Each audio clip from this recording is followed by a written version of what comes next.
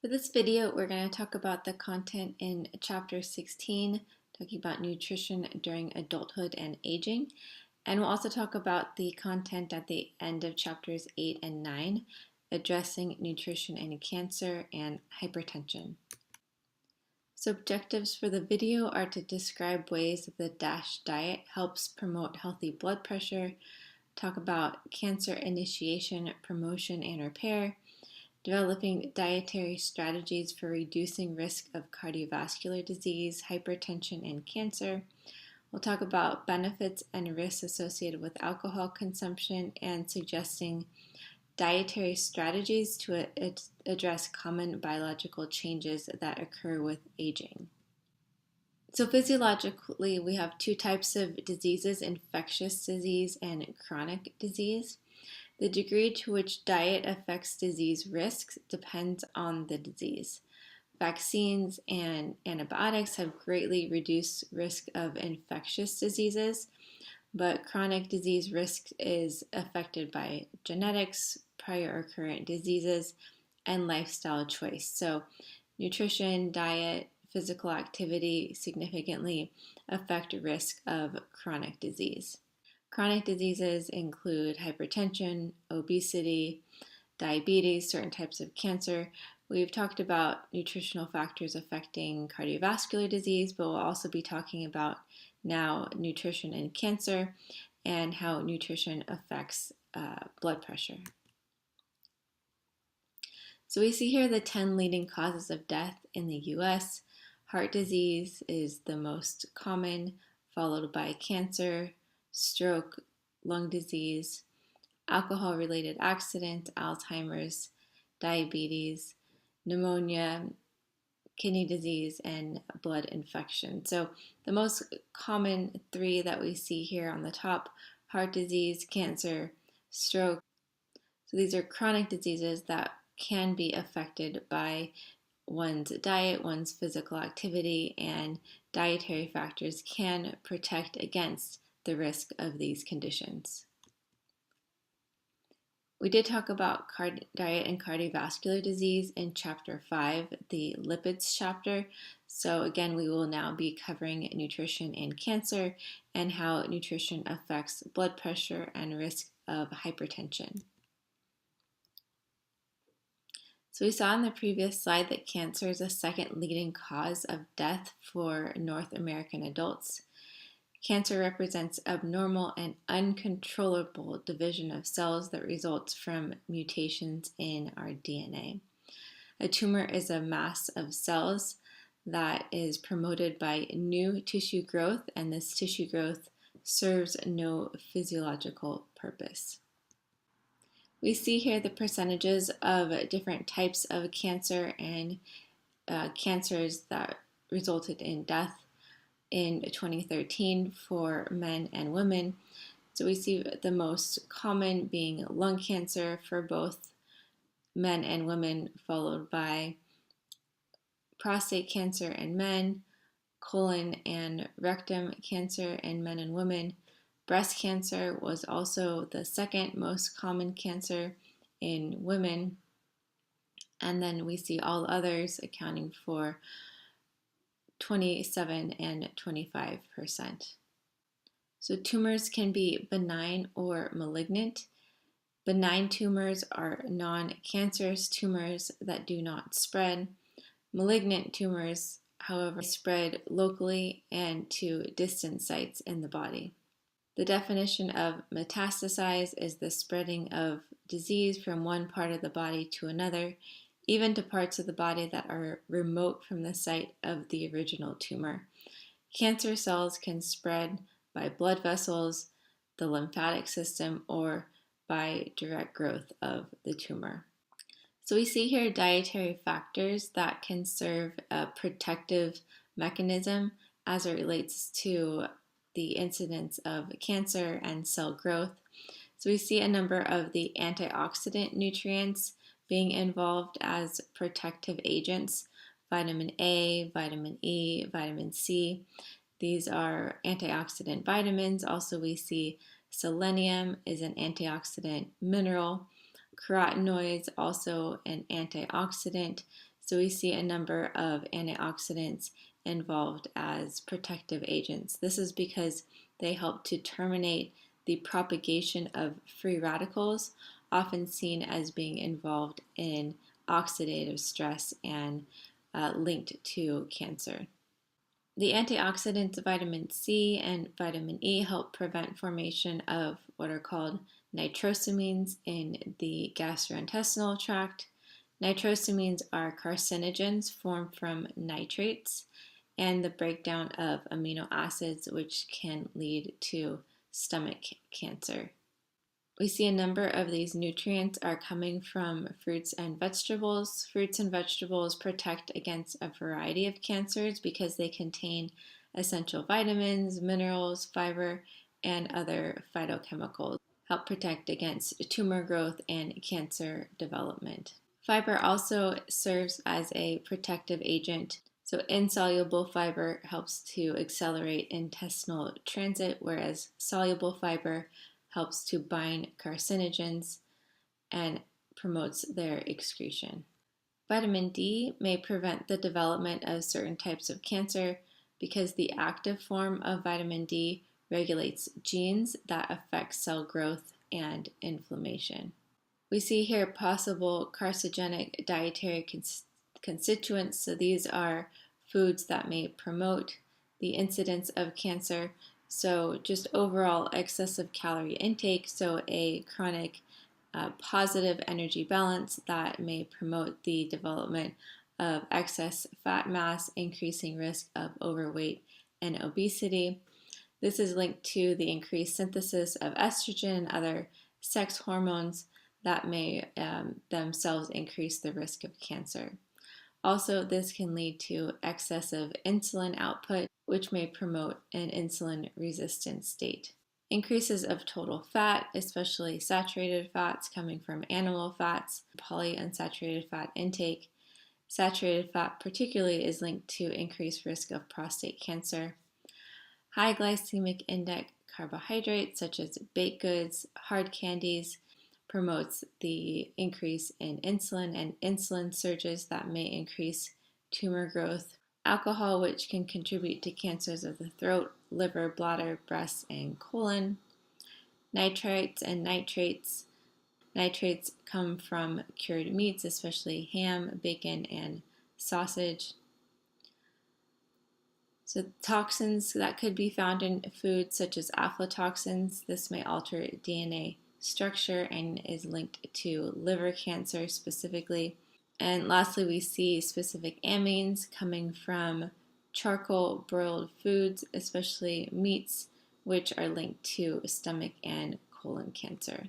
So we have some general nutritional tips from the American Institute for Cancer Research, behavioral factors that can be employed to reduce cancer risk. They suggest to be as lean as possible without being underweight, to be physically active for at least 30 minutes per day, to avoid sugary drinks and limit the intake of high energy density foods, to eat a variety of vegetables, fruits, whole grains, beans, and legumes, to limit the intake of red meats and to avoid intake of processed meats, limiting alcohol to 1 to 2 drinks per day or less, so 1 per day for women, 2 per day or less for men. Limit the intake of salty foods and foods processed with salt. Not to use supplements to protect against cancer. This is because antioxidants coming in high doses from supplements can actually have an opposite effect, a pro-oxidative effect versus an antioxidant effect. So to limit the intake of antioxidants, especially in high doses coming from dietary supplements. Also, it's preferable for mothers to breastfeed exclusively for up to 6 months. This is linked to lower risks of breast cancer, and to not smoke or chew tobacco. So these are 10 tips or behavioral strategies that can be taken to reduce cancer risks according to the American Institute of Cancer Research. We see here a slide on the development of cancer. So this is just a basic overview, but we see that a carcinogen will enter a normal cell and alter the cell's DNA, which then promotes abnormal cell division. Then there's the promotion phase, so it's the initiation first, then the promotion phase, with promoters enhancing development of abnormal cells, resulting in formation of a tumor, with then further tumor development.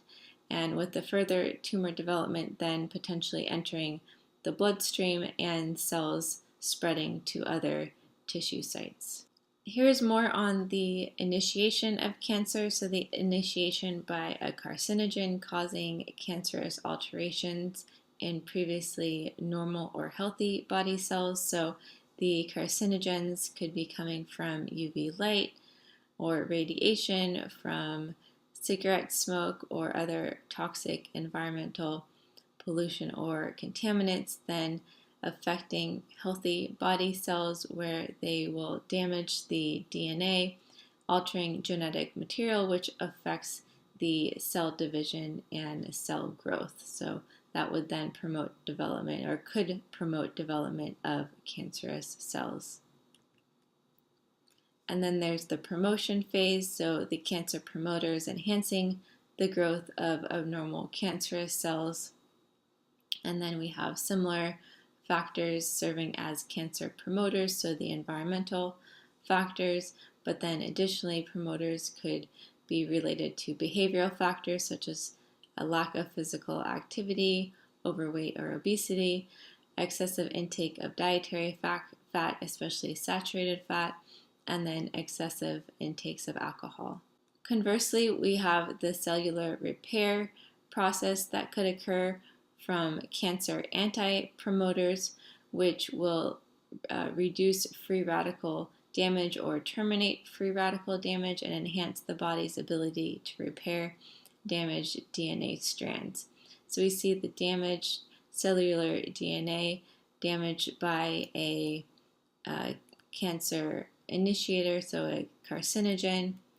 We see that there can be cellular repair promoting the formation of healthy body cells. So examples of these cancer anti-promoters would be the food components that we mentioned, such as antioxidants, vitamin A, vitamin C, vitamin E, carotenoids, selenium, also fiber, and other phytochemicals, in addition to a strong immune system and a healthy body weight. So the other condition that we will talk about is hypertension, which is elevated blood pressure. So it's estimated that 1 in 5 adults will have hypertension, but in older adults over the age of 65, the prevalence is much higher, with 1 in 2 individuals with hypertension. So what is the definition of hypertension? Hypertension is a blood pressure of 140 over 90, with 140 being the systolic measurement and 90 being the diastolic measurement. Primary hypertension is an elevated blood pressure of 140 over 90 with no identified cause. This is also called essential hypertension. But then we have secondary hypertension, which is an elevated blood pressure of 140 over 90 or higher as a result of a disease. So the blood pressure, the elevated blood pressure, would be secondary or caused as a result of a disease such as kidney dysfunction, sleep apnea, use of certain medications can cause secondary hypertension. We see here the normal blood pressure range would be less than 120 over 80, and then there's the pre-hypertension values that are between 120 over 80 and 140 over 90. So what are factors that increase risk of hypertension? So there is a strong genetic component with family history linked to one's risk. Also age, so as we age, we are more at risk for developing hypertension. So atherosclerosis of our arteries will also increase blood pressure, sedentary levels of activity or inactivity, and excessive intakes of alcohol Obesity is considered the primary lifestyle factor increasing risk of hypertension. We also have something called sodium sensitivity, where some individuals are more sensitive to salt and higher intakes of salt, with excessive intakes leading to fluid retention by the kidneys, which increases blood volume, which therefore increases blood pressure. Hypertension has been linked to cardiovascular disease, kidney disease, stroke, and related declines in brain function. It can cause poor blood circulation in the legs. It can be linked to vision problems and also sudden death. We have factors that can prevent hypertension. So a number of these are behavioral factors, losing excessive body weight. So for those who are overweight or obese, for every 20 pounds lost, that is linked to a drop in systolic pressure of 5 to 20 points. So following a DASH diet is also linked to drops in systolic blood pressure. The DASH diet is largely a plant-based diet promoting adequate intakes of calcium, potassium, and magnesium. This diet consists of 6 to 8 servings of grains per day, 4 to 5 servings of fruit, 4 to 5 servings of vegetables, 2 to 3 servings of low-fat or fat-free dairy foods, 2 or less servings of meat, poultry, or fish per day, and 2 to 3 servings of added fat or oil. So it's a largely plant-based, limited in animal products, dairy, and added fat. Additional factors would be daily exercise, at least 30 minutes per day, also limiting sodium and alcohol. So you can take a moment just to think about and reflect on information from the previous slides and what we've learned from other chapters, and tie it together by thinking about what general recommendations do you find to be in common for preventing cardiovascular disease, cancer, and hypertension. So we'll now be talking about nutrition for adults and particularly focusing on older adults.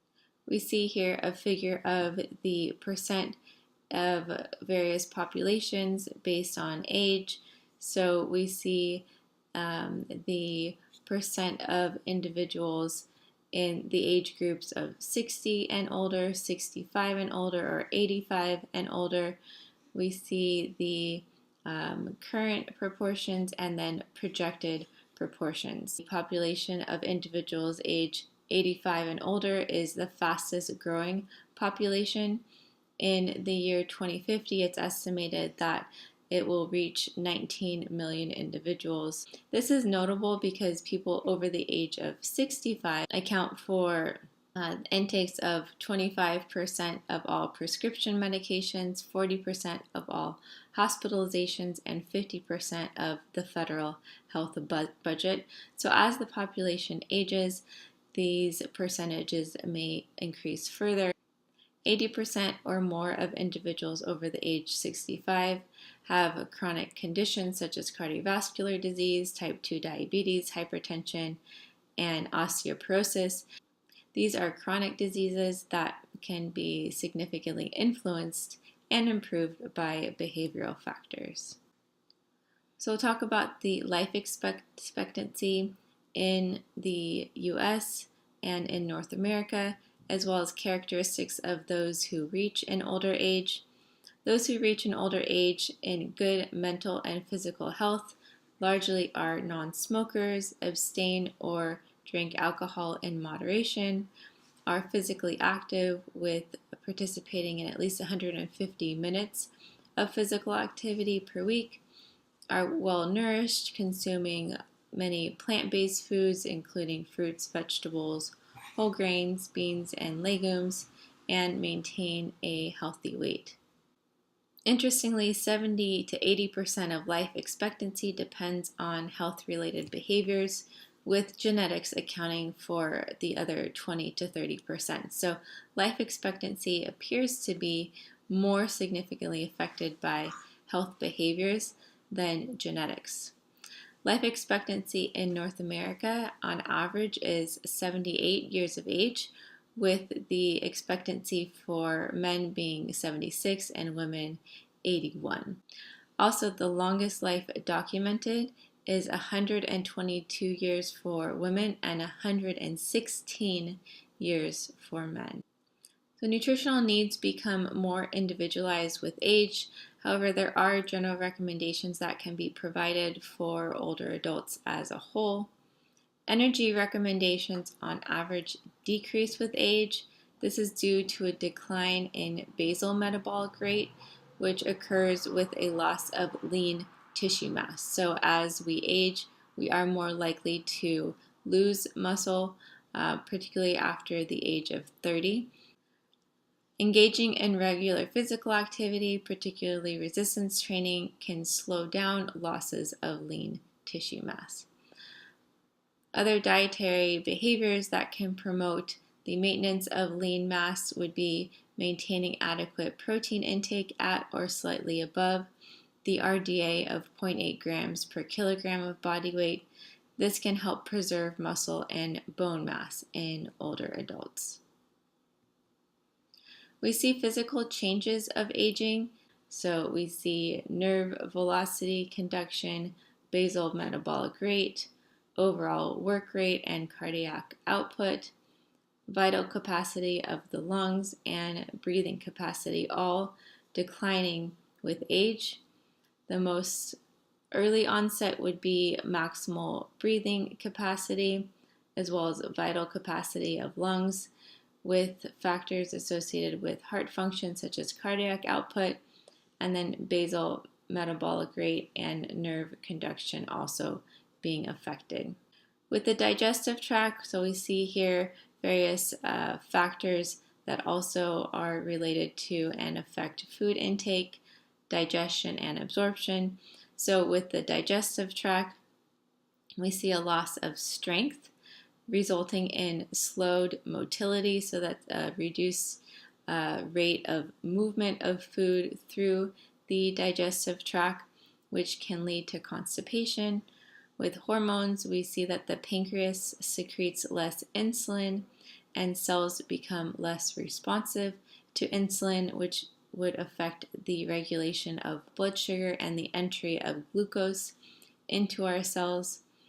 With our mouths, we see tooth loss, increased rates of gum disease, and reduced salivary output, which affects chewing, swallowing, and the initiation of digestion of foods. Sensory organs are affected, so we see loss of sight, loss of smell, loss of taste, which can impair food preparation and appetite. And then body composition changes may be prevented through physical activity, as we mentioned. So we also already talked a little bit about protein. So it's important to meet at least the RDA for protein of 0.8 grams per kilogram. However, slightly higher intakes may aid in the maintenance of lean tissue mass. So there are recommended sources of protein that would be preferred. So those that are softer and easier to chew, such as soft beans, stewed or chopped meats, soft cheeses, eggs, or fish may be more preferable or easier to consume. Also, it will be important to get enough fiber. This can help adults or in older adults reduce the risk of cancer, heart disease, high cholesterol, and constipation. So we see recommendations for vitamins. So vitamin A absorption actually increases with age. Vitamin D, the synthesis and the rate of synthesis declines. Sun exposure and milk consumption are usually less in older adults.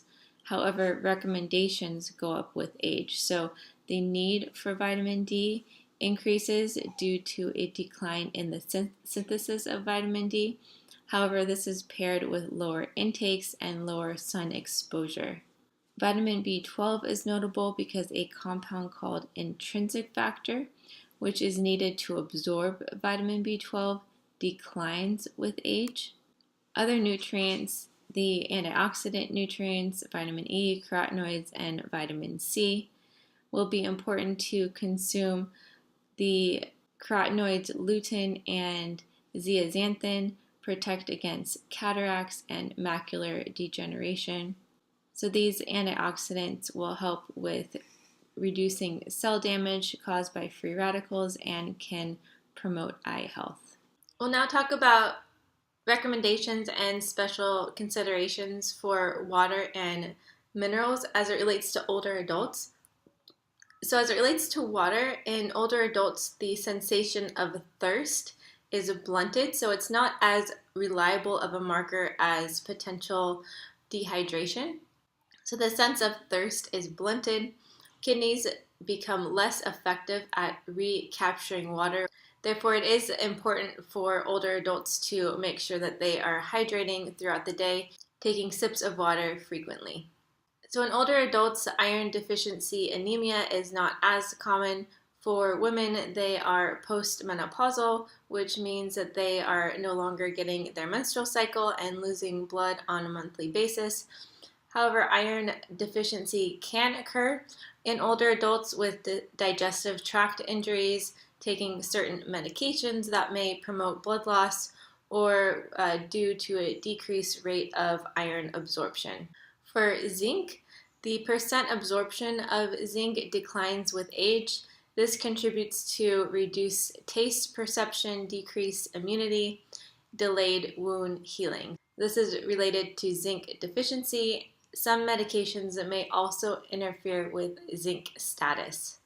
For calcium, like the other minerals, the percent absorption declines with age. So on average, calcium absorption is about 30%. So that percent absorption goes down with age. As a result of this, older adults may benefit from taking a daily multivitamin, multi-mineral supplement. So food choices of older adults, there are obstacles to getting adequate food intake in older adults. So a big factor affecting food intake is their living situation, especially if they're living on their own.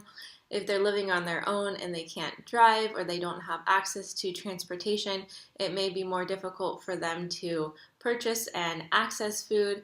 Also, if they do have enough food at home, it may be more difficult to have the energy levels to prepare food. Oftentimes, older adults will have a decreased hunger, so they may not feel as motivated to eat. Also, with older adults, they may have affected dentition, so their teeth and their mouth may not be as conducive to eating comfortably, especially a spectrum of foods of different textures. There's an act called the Older Americans Act that supports meal services such as Meals on Wheels, with federal standards requiring that meals provide at least 1/3 of adult energy and nutrient requirements. The Older Americans Act program serves about 242 million meals per year to adults in the U.S. age 60 and older. So this can be very helpful to obtaining nutrients and calories. They get meals delivered to them, so they don't have to purchase ingredients, they don't have to make their meals, they just show up for them to eat. There's also something called the Congregate Meal Program, where lunch is served at a central location, and so the adults will come to a central location to enjoy and to eat their meals. And this, compared to Meals on Wheels, actually improves the social aspect of eating, so they're not home alone potentially and eating on their own, they're in a group setting. This may promote food intake compared to a meal served at home, which may be eaten or stored for later. Older adults may also be eligible for the Supplemental Nutrition Assistance Program, or SNAP. There are eligibility requirements related to income and age and disability status. We'll now talk about nutrition screening for older adults. There is something called the Determine checklist. This is developed and promoted by the Academy of Nutrition and Dietetics, the American College of Physicians, and the American Academy of Family Physicians. It's an assessment to identify older adults over the age of 65 with nutritional deficiencies. And you see here there are questions that each have a score associated with them. So if you mark yes for any of these, then you would circle and then add up your total points. So the questions with higher point values, if an older adult eats fewer than 2 meals per day, if they don't have enough money to buy the food that they need. Other questions asking about abilities to shop, cook, and feed themselves, about weight loss or weight gain, especially if it was unintentional. Asking about an illness or a condition affecting their food intakes. So these are questions that are going to be affecting an older adult's nutritional risk, and this is a frequently used survey. Medications are also factors that affect nutritional status and food intake. There are medications that there's something called drug-nutrient interactions. So if you're taking certain medications, it may affect the absorption or utilization of different vitamins and minerals. You can see here that 90% of older adults take at least one prescription medication per day. Half of individuals age 65 and older take more than one medication per day. And so there may be these drug-nutrient interactions affecting the absorption of vitamins and minerals. It may affect their appetite, either increasing or decreasing their appetite. Some medications may also affect their nutrient needs and the utilization of nutrients. Here are some examples. So if one takes an antibiotic, that kills not only the harmful bacteria causing an illness, but also good bacteria, for example, bacteria in our large intestine. That bacteria is involved in the synthesis of vitamin K. So antibiotics may kill or reduce that bacteria, which then affects vitamin K synthesis. If one takes iron supplements, that can affect with the absorption of zinc and copper. Diuretics will increase the excretion of potassium. Long-term aspirin use can affect bleeding and lead to anemia. So it's very important for older adults, especially those on one or more medications, to eat a nutrient-rich diet. Okay, so we're now going to move on to the topic of nutrition implications of alcohol consumption. This content is at the end of chapter 16. So alcohol or ethanol, it provides 7 calories per gram, and so this is in contrast to fat, which is 9 calories per gram, or carbohydrate and protein, which are both 4 calories per gram.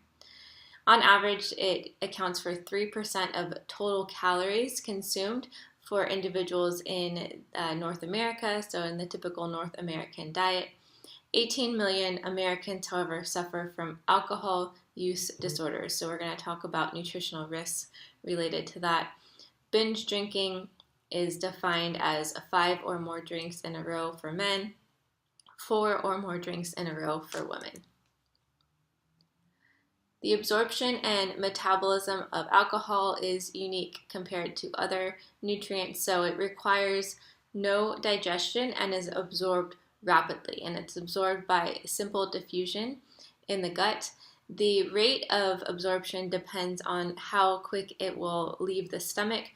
Also, the type of alcohol will affect the rate of absorption. So you see that beer is absorbed the slowest, then distilled spirits, with wine being absorbed the fastest. The metabolism of alcohol depends on a number of factors. So we see gender or body size affecting metabolism, race, food. So if you're eating or drinking alcohol with food, physical condition, and the percent alcohol of that beverage that you're consuming. 90 to 98% of alcohol is metabolized, and most of that metabolism is occurring in the liver. The enzymes involved in the metabolism of alcohol, there are 2 key enzymes. One is called alcohol dehydrogenase, and the other is called acetaldehyde dehydrogenase. We don't store alcohol, so whatever we consume, utilize, and metabolize it right away. And alcohol has a priority in metabolisms. So here is the definition of what would be considered one drink for different types of alcoholic beverages. So For beer or a wine cooler, that would be a larger size, 12 ounces. For more concentrated forms of alcohol, such as wine or spirits, it would be 5 ounces of wine is considered one drink. For sherry or a liqueur, it would be 3 ounces, and for a distilled spirit, it would be 1.5 ounces. So some forms of alcohol, such as wine, if consumed in moderation, can decrease the risk of cardiovascular disease. We see here again the equivalents for what counts as one alcoholic beverage. So we see for beer, wine, or a distilled spirit. There are, on the other hand, risks associated with heavy drinking. There is a definition according to the DSM-5 for alcohol use disorder. Is a formal psychiatric diagnosis with a number of symptoms, including trembling, slurred speech, sleep problems, memory loss, and unsteady gait. So this is with chronic high use of alcohol. Heavy drinking is costly. It annually costs $225 billion in healthcare related expenses. Many experience more stress related to heavy drinking. The factors associated with heavy drinking is a development of a tolerance to the effects of alcohol and experiencing withdrawal symptoms in the absence of alcohol. It is more frequent in men compared to women, the alcohol abuse disorder, so it's about twice more prevalent in men compared to women, and the risk for developing an alcohol abuse disorder is largely genetic. So here we see two images of a liver. So on the left-hand side, the A image is a healthy liver. So on the B side, that is a liver representing one that has cirrhosis. Cirrhosis is a condition. It's also known as fatty liver. It can occur from alcoholism. We have fatty infiltration of the liver and enlarged fat cells. So you see the fatty deposits within the liver. These fatty deposits limit oxygen and nutrient supply to the liver. The engorged fat cells will burst and die, and this will cause scarring and scar tissue of the liver. After developing advanced stages of cirrhosis, there's a 50% chance of death within 4 years, and this is because the liver is such an important organ in the metabolism of nutrients, and so with such significant damage to the liver, there is an elevated chance of death. The advanced stages of cirrhosis are not reversible. Okay, so this ends the slide presentation for Chapter 16. Please continue to review your notes as you prepare for the module quiz.